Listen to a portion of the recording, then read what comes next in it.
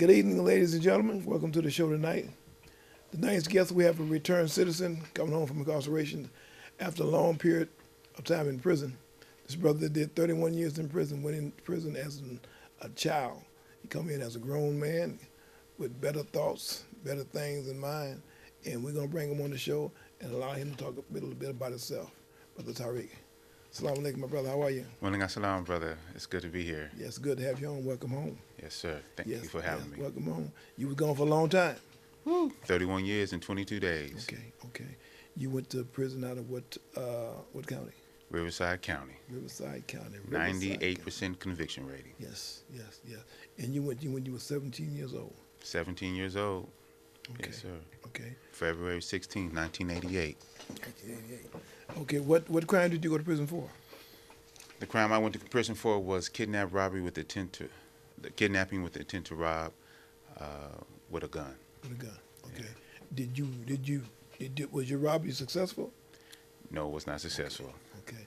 And so I see in the midst of your robbery, you got shot. I got shot. So I was dressed in all black, had a ski mask on, black Converse, and had a 357 Bulldog without any bullets. I had taken it from a previous robbery. Without any bullets? Without any bullets. Okay. So when I approached the man in his parking garage, I ordered him to give me his wallet. He didn't have it. So my plan was already, a wrench had been thrown into it. Mm-hmm. And I was a little bit discombobulated. I was a little high on marijuana, not super high, but buzzing. Okay. And, in a moment of panic, I asked him, did he have a ATM? He said yes. I said, I ordered him in his car and told him, drive to the ATM, let's get that. And he did so.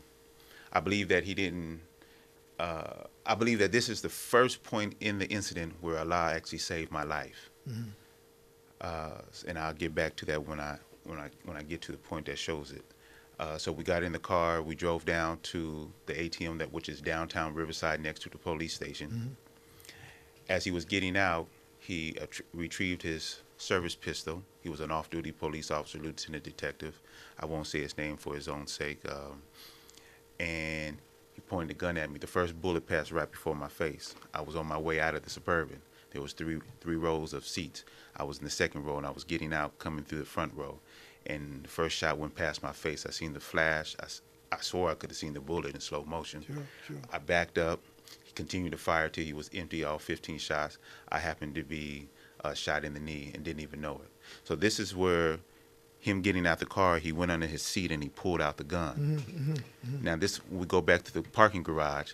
Had I asked him for his ATM card and just took it and went to go get it myself, I would have been dead, because he would have went to his car, got the ATM in the form of a pistol, and turned around, and I had no place to go, no car to shield me, nothing, and he would have shot me dead right there on the spot. So that was the first incident where my life was saved. The second, obviously, when 15 bullets is flying at you and you in a fetal position, that's the second time Allah saved my life. The third time is when it became pitch silent. I mean, completely silent. And instinctively, I just flew out the car and I ran across a busy boulevard. Again, the third time Allah saved my life. And from there, I was apprehended after a while. And throughout prison, Allah continued to save my life. So I have a purpose, and I know that. It's a reason for you being here today. Without a doubt. It's a reason for you being here. So everything Allah does, it does for a reason. Everything is for a reason. It's already set. And we learned that through our journey of incarceration. So you started at what prison? They first sent me to Youth Authority, YTS. Okay. And they allowed me to grow up a little, mature. From 17 to what age? 17 to 19. Okay. Going in there weighing about a $140. Okay. Soaking wet. Somewhat muscular from being into sports. However, that's when I was first introduced to gang members. Mm-hmm. I had never really hung out or knew what gang banging was until I got to YTS. And so there I learned to incorporate or to utilize the skills I learned growing up in Eastside Riverside, mm-hmm. which is fighting. Mm-hmm. And I just talked to an old childhood friend, Major Carter, and he always reminded me how we used to fight. Yeah. I said, yeah, but we loved each other. That's But that was us testing our skills out, man, because you know, a lot knew I'm gonna have to use them later on down the line, and they came in handy because I had to put hands and feet on people, and some of them were you know, older and bigger, somewhat of a shot caller, you know, had some status. And once I beat the one that had the status, the rest of my time was easy. So they finally said, time's up. You know, sorry we kept you. It's time for you to go on to prison. I went to Chino. And then I was awakened to what prison really meant, because I was at a prison college at YTS. See, I thought I was at a university or something, and going to school and playing sports, and I was like, oh, this is you hadn't made it to the university yet. Right. So I get to Chino, and this is the first time I ever seen a cell that looked like a dungeon. You know, I mean, I was like, woof. Taking baths every 2 or 3 days and all that, and I was like, okay. So my first day on the yard, I see a Mexican on the baseball field get hit in the head, and blood is just dripping. So I leave the weight pile where I was working out with a bunch of guys I just met. You know, didn't really know them. I just wanted to work out with somebody. I went over to the corner where my cellmate was, and 2 big old Crips came up to me, a Samoan and a brother. I mean, these were some of the biggest dudes I've seen so far. And they talking about, what's up, cuz? My heart, you might have seen my heart hitting the skin and the bone moving, right? And my celly was like, oh, no, he's unaffiliated. Because they wanted to know why I was working out with the Bloods, and now I'm sitting in the section with the Crips. So that's my first introduction of you have to know who you're messing with and where you standing at. Got to know your surroundings at all times. So that has stayed with me even to today. So that was that. I made my transition through the reception center pretty fair, and then they sent me to Old Folsom. Old Folsom, end of the world. Woo! Still gladiator school, but I caught it on its tail end when you started to have a chance to just, you know. Now, what year did you go? You make it to Old Folsom? That was 1990, end of 1990, you know, and heading into 91. I stayed there about a little bit over a year to 1992. But in that year, I learned what prison was. And prison is all about who you know. Who you know. That's right. You know, I came in as an unaffiliate, green, and learning on the run. Basically. There was wolves up in prison, especially back in those days. Nowadays, the institutions have changed. It's more institutional than penitentiary. However, I seen people getting stabbed and wheeled out, hearing alarms, all kind of stuff that I wouldn't even write home to tell my mother about at the time. People, I would just deal with it.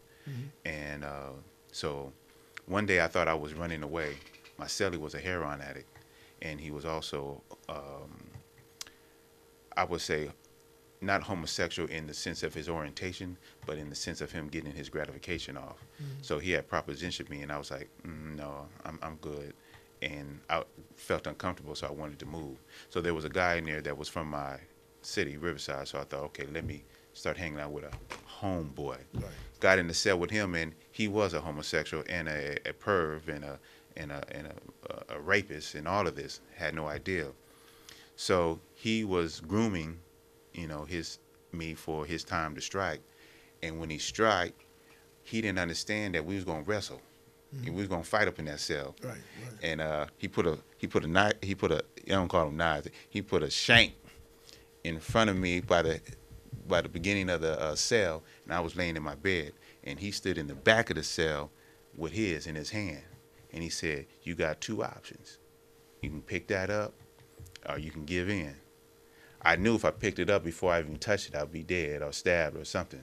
And if I gave in, that option wasn't going to be either. So we agreed to not use the knife. And as soon as he tried to attack me, we started wrestling. And by the grace of God again, because it wasn't in my plan, I had his shoulder up underneath the bunk. So therefore, he was stuck. He could not move. And so therefore, he submitted. And the knives were put up. So we stood there in a standstill until breakfast unlocked. Oh, is that right? Yeah. That's right. I think he was like, I don't know if I should mess with him anymore, but I'm yeah. not quite sure because he's not aggressive. Right, He's right. not an attacker. Right, right. He's a defender. Right, he's So he dangerous. couldn't understand Yeah, he's what he dangerous, should though. do with me. Yeah, You know what I'm saying?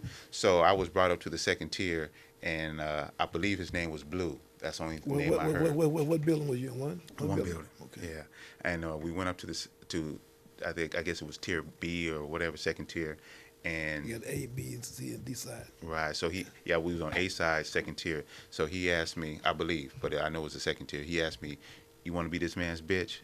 I said, "Absolutely not." He said, "Yeah, you dismissed." Never. I don't even remember seeing him again.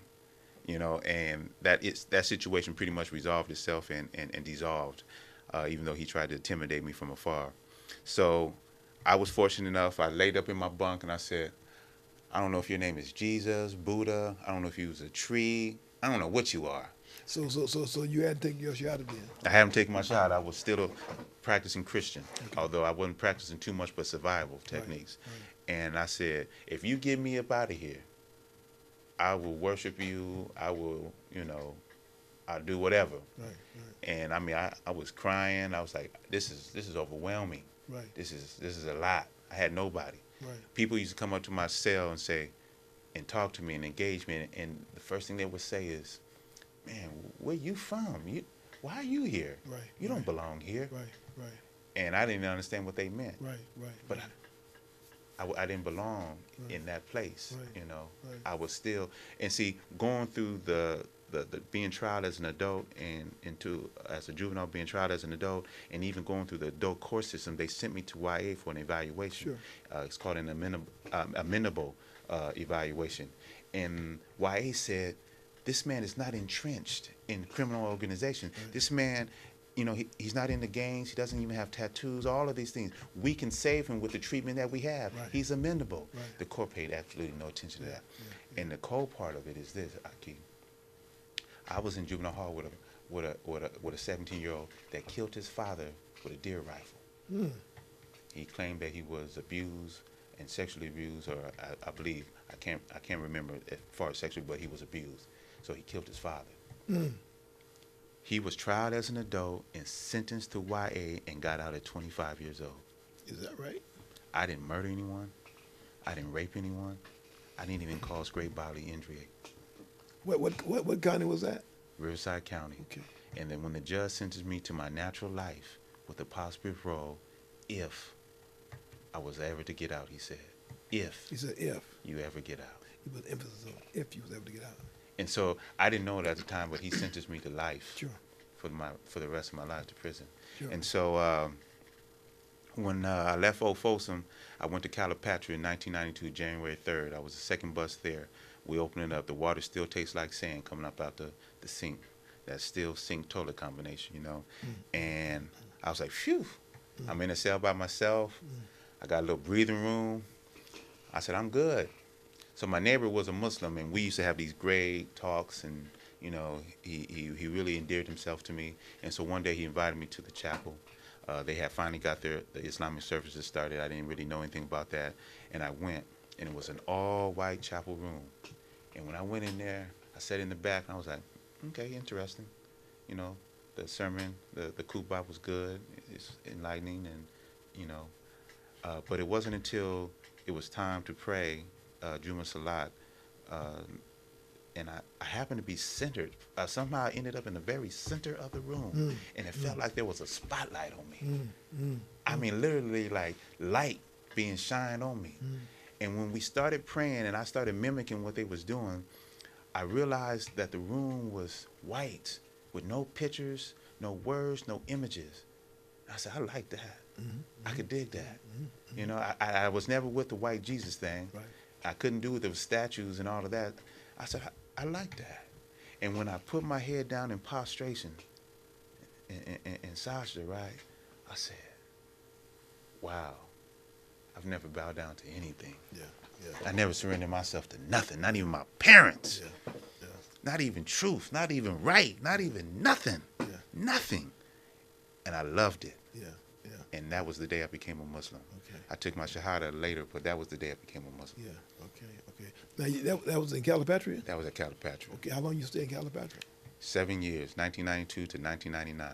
Okay. Some of the best days in prison I ever had in my life. Is that right? Okay. Oh, yeah. Okay. So you went from there to where? I went there to Old Corcoran. Were you transferred because your points went down? Yes. Okay. I started dropping points. And before I left Calipat, this is how I knew I was being trained. Now, these same gangbangers who've gotten a little bit older, a little bit bigger, started asking me to be their imam and their emir. And I barely came into Islam. I wasn't even in Islam a year before they started asking me to be in roles of leadership. And so some of these guys were still on the fence. Some of these guys were still drinking alcohol, still had relationships with their gangbang. But they wanted me for some reason. And the reason was because they knew I was fair. I didn't have no tides. Right, I came in honestly, you know, wholeheartedly, as the Quran asks, right? And I was serious about it. And they seen me. And I didn't understand what that meant, Aki.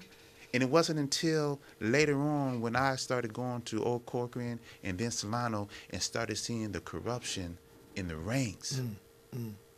When the freedom of not being in cells but being in dorms, Right. and when now you don't have to be so unified and tight to survive. Right. Right. I said, oh, Yeah. okay, Yeah. Yeah. Yeah. yeah. So when I went to Solano, that's when it really showed itself. Okay. You went from Corcoran to Solano. Yeah. What year did you go to Solano? I went to Solano in 2000. 2000. Okay. Yeah. Okay. What yard was you on? I was on C Yard to begin with, Building 13, 13. Okay. L Dorm at the time. Okay. Yeah. Okay. So while I was in Calipat, I had discovered history. I had understood where I came from. I understood how we as people got here. And so one of the things I did was I wrote to the Bureau of Investigation and Identification and told them I'm not black. See, I have a nationality. My nationality is Sudanese. I'm from Balada, Sudan. And they said, okay. Because I knew I had the international human rights law says that I can have any country acknowledge my identity, my national identity, and that national identity puts me in the tree of the human family. And I knew that black, white, red, blue, green, and imitation polka dot is not nationalities, and you're not accepted into the human family without a nationality. And that was a part of the 40 acres in the mule. So many people want their reparation of 40 acres in the mule, they forgot to get their identity back. So I said, I got an identity. I may not know where my physical blood actually stems from, but I know where my spiritual teaching stems from, and we're going to start there. That's right. So I told them that. They put me in as an other because when you have a nationality that isn't large enough for a category of itself, then they put you in a category just called other, and it's made of many nationalities. Right. So when I got to Solano, they put me on. They wouldn't identify me as another. They identified me as a black. They put me on a bunk with a black guy who was BGF, and when he started to hear me talk and everything like that, he was like, "You can't be on here." So then I made my way to another bunk where I was on a bunk with a Korean and so on and so forth. So Yeah. yeah. Well, That's a whole well, like I say, story. everything in creation, I believe, happened for a reason, right? You went to prison when you were 17. Well, you started your journey when you were 17 years old, Right. right? And if you hadn't started that journey, we don't know where you would have been, Exactly. where you would have led, if you would have lived, right? So Allah does things for journey in stages, right? In stages. So He sent you to do something for you to get to where you're going. Right. On the other side of the street, I call it. Yes. You had to cross the street. So you went into the system, you learned everything you need to learn. You went through the school system, got educated. Yes. You saw everything that to see in hell, because before you went to hell, you was in a cesspool. Right. You know, and I'm gonna give you history of cesspool. The cesspool is everything garbage and waste. You know, the corruption. Right. Then they took you from the cesspool, then they sent you to hell. You went into the pits of hell. You seen everything in hell that no one's ever supposed to see. Right. Human being in society never see it because they never experience hell. Until you go to hell, you don't know what hell is. That's that true fire. True fire. That true fire that, black smoke don't come from. Right, exactly. You know. So you seen everything. Men get raped. People get killed for no apparent reason other than the color of their skin or from where they come from. Yeah. What they did, somebody mad at them, whatever. You mad at a person, kill a person because I'm mad at you. for reasons that's not even explained. Small reasons. Right? Small People issues. dying, don't know why they dying. People killing people, don't know why they killing people. Using hell. Then Allah took you and said, okay, you submit. You submit. It's a purification process. Right? You submitted to your shahada. He said, now I'm going to give you a choice in life. Mm-hmm. Right? I'm either going to send you back to society and be part of society and have a life and live like you're supposed to live. Either I'm going to keep you in here for the rest of your natural life and you be in hell with the rest of the demons Yes. for the rest of your life. And you chose society. I came into the system as a functional illiterate. Mm-hmm. My question after a while was, how did I become a functional illiterate? How did I go from the 4th grade to almost the 12th grade and nobody knew that I couldn't read and write? Mm-hmm. And that's because they wanted to get me out the way. Mm-hmm. See, Pass you. just get on out the way, man. Right. You're a bunch of trouble. Pass Once you get out into society, they'll take care of you. Right. And so you're right. When I got to YTS, I said, there's some things that got to change. Right. And Mother Dear told me education is the key. Right. And having that faith in God and doing right by others. Mm-hmm. And even when I was in that hell, I did right by the demons. Mm-hmm. And most of them liked me Right. because of that. Right, right. See, the thing that we have to do in life, we have to prove ourselves to ourselves. Yeah. Ain't nobody that's proved nothing to. God, Allah, our mother, our father, to ourselves. That's all we got to prove something to. Right? And if we keep that in mind and continue to live, everything you touch will turn the way it should. Everything. Everything you touch, it turn. You made a statement of going into prison. I went into prison from the age of coming into the world to 35. I didn't know how to read or write. Right. I had a bad speech impediment. I stuttered real bad. Mm. I went to prison. I became autodidactic in prison. Right? And I'm home. And I got everything that a person's supposed to have. Coming home from prison. Everything. Allah keeps me in line because I stay in line with Allah. That's right. And that's what we have to do. Keep that in mind. We're going to be all right. If Oh, you're yeah. home, how long you been home, my brother? 5 weeks, March 11th. March 11, 5 weeks. Yeah. And so I knew something. I knew I had to figure out the game. And the game is serious. I had to learn to become an advocate for my own freedom because I thought somebody else was going to let me out. I thought the board was going to let me out. I thought God was going to let me out. I thought my attorneys, my firm, O'Melveny and Myers, I thought when they came on my team, and it was for 12 years altogether. The first 7 or 8, they couldn't do nothing for me. So you went to board how many times? I went 11 times. On the 11th one, they had to let me go. The 10, 11 times. they had no intentions. And the firm couldn't do anything for me because I wasn't doing anything for myself. And so I fell a little bit into depression when my parents passed, my father first, then my mother. I started to learn what it meant when you're not a man of integrity and accountability and responsibility, what happens, people started to lose respect for me, and I felt it. I could sense it. And so June 2nd, 2015, I knew I had to do something, and I had to become an advocate for my freedom. Now, don't get me wrong, I've always been a pretty good person, but when you try to walk that fine line of prison life and that free man getting out, it don't work. And so what I found out in May 7, 2014, I heard this group called Man Up shouting, "Stand up, man up." And I said, "Man, what's that?" Now, I had Islam in my life, but I wasn't fully practicing it because in order to truly be a Muslim, you got to be a man. Right.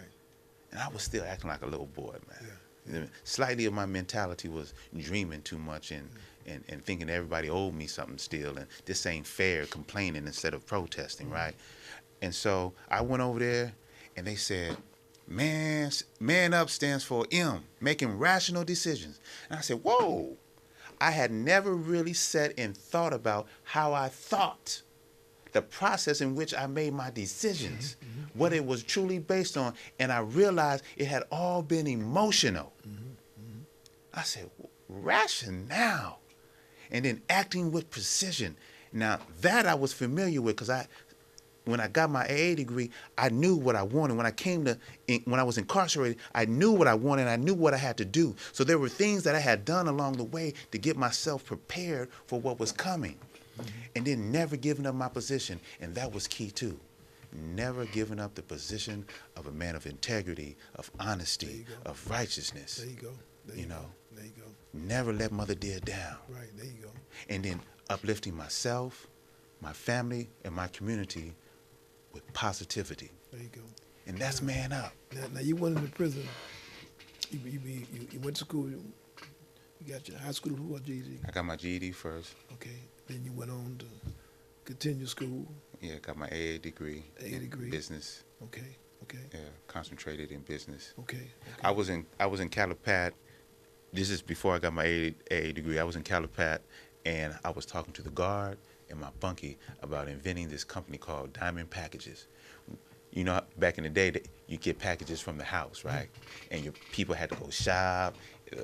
The restrictions they had to pay attention to, all the requirements. So half the time you got some of your package tossed out because of the requirements. Right. And then you had those guys trying to sneak stuff in. Right. So I said, look, what if we just privatize this where we go shop for you? We know exactly what people want in prison. We know where to go get it, how to package it, and bring it in, and we can make sure ain't nothing in it. The guard heard us talking about this and said, I'm in. He invested like $5,000. My bunkie invested $5,000, but I couldn't come up with mine. I couldn't even come up with $500. And so it dissolved. The partnership dissolved. 10 years later, California made it mandatory that all prisoners get their packages from these vendors. What happened? We were 10 years ahead of the time. What happened? But that's how I was thinking all the time I was in prison. I was always ahead of what was going on because I had time to see. Yeah. Had time. But that's what we do. You use the time wisely. We use it wisely, and some people use it in vain, where other things come out. But if you use your time wisely, everything that you wish for, that you ever thought of, is gonna happen. And so, after I joined Man Up and got myself together and started becoming a mentor to other youth that were coming into the prison system and needed some guidance, needed to hear what I had to say. And so in Man Up, we stand and we had to say at least 3 I ams. I am a man of integrity. I am. So part of my I ams was I am Soul Brother Number 9 because I had become a spoken word artist. And so I like to use my words to affect the audience. I am the time saver. Once I understood what was going on with me, I wanted to save other people time and present. And then I am, a bright piercing star. The name Todd, Sure 86, it was given to me for a reason. The bright piercing star, and what would explain to you what the bright piercing star is? It is a bright piercing star that comes out in the darkest times and guides you. You see, and then it says that you plan and they plan, but Allah is the best of planners at the end of the surah. And I never really understood the end of my surah until the 5 Ventures came into my life. The 5 Ventures is an entrepreneur and leadership program. And it was able to, its curriculum was able to gather all the things that I had done, the business, the entrepreneur in me, the business mind that I had, the ability to get on stage and speak, and the ability to sell who I am. Because the investors, we have investors from Michael Steele from Google. We had Dave Hornick, a billionaire. We had Sheryl Sandberg from Facebook. We had a bunch of people. I can't even name everybody that was from billionaires to millionaires to people who worked in the financial district and just social justice was coming in. And they wasn't trying to invest so much in my business, although they said it was good, but me, because I was good, right? I was an investment worthy of being invested in. And so the 5 Ventures helped me to really brainstorm and come up with my idea of being a businessman. And it's going to be a matter of days when I open up my graphic design studio called Studio 3 to the Third Power that sells my designs on hoodies and prints and stuff like that. That's right. That's right. Yeah. Make it work for you. You home. Welcome home. Welcome home, my brother. Welcome home. Yes. Well, it's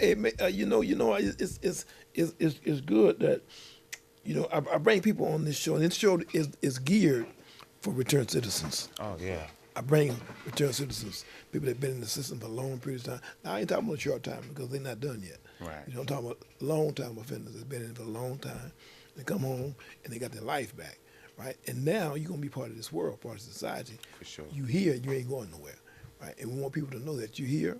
You're part of this society, part of this community now. You're in Northern California, Yes. the Bay Area. Yes. You're here. God willing that you make this your home. I would love to be because up in the Bay Area. It's been they got nothing room but good for to you. me. They got room for you.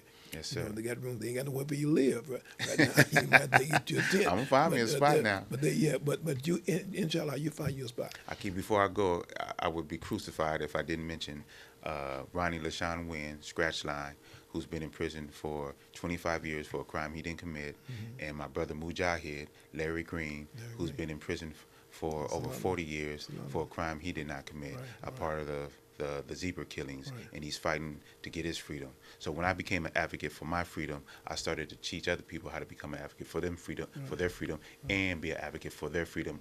I'm not here to open up the prison doors. I'm here to open up to help people develop keys so that a prisoner can get out. And I've learned that there is convicts, inmates, and prisoners. And convicts are associated with the guilt of their crime, and they are more oppressive of each other than even the staff is. So they are confined by their convictions. The inmate is sick. Inmate is associated with a patient, and you have a lot of people in there on medication, and some that need medication, and so they are trying to be rehabilitated before they even habilitated. But the prisoner, you walk around with CDCR prisoner on it and don't even know that you're in prison or what prison that you're really in. Sometimes it's in the mind first before the body follows. So once I understood that I was in prison, I had to develop my key, and every key has that groove in it, right? And that groove was my Serato Mustaqim. Once I got back on my Serato Mustaqim, I had that groove. But the teeth is all those intangible attributes that Allah tries to instill with you, even your parents. From the boy, they try to say, be a man of integrity, be honest, be righteous, be courageous. Don't follow the pack, lead in a right way. All those are the teeth that create you to help you become not only getting out of your boyhood, but entering into your manhood, not just getting out of your prison and returning to a society that's not a prison, but an oyster. You see what I'm saying? So that's what I'm here for. I'm here to advocate for those who need to get out, not for those who need to stay in, because there's a whole bunch that need to stay in. Yes, it is. Well, we want to thank you, my brother, for coming on the show this evening. We want to bring you back. For sure. In some months, maybe 6 months, we're going to bring you back and let people know what you're doing then. Opposed to what you're doing now. I would be honored to return. So we're gonna bring you back. I bring all of my return citizens home back on the show to give an update on how they're doing, what they're doing in their life. It's always good. It's always good. We come out, we do good. Right. We ain't going. If we go back, we're gonna be able to leave when we come back. We're going back to bring somebody out. That's right. Some worthy captains. That's right. So we want to thank you for coming on the show, and continue doing what you're doing. Much success to you, and stay on your Mustaqim. For sure. Yes, sir. Thank you for having me. Ladies and gentlemen, thank you for watching the show tonight. We want to ask you to watch the show on Saturday night, 7 o'clock on Channel 29. And you can go on YouTube this evening and get it on YouTube and watch it as many times as you wish to. So go on YouTube, type in my name, the Wendell Elamine James Show, and pull it up and watch all of my interviews. I got over almost 300 interviews that you can look and choose from. So the show is worldwide. It's watched all over the world. And watch the show. If you feel that you can give me something to enhance the show, make it better than what it is, call the studio and give me the information that you can pass on to make our show better than what it is. So we want to thank you for watching the show tonight, and tune in Saturday night, Channel 29, 7 o'clock. Watch the show. Thank you and have a good evening.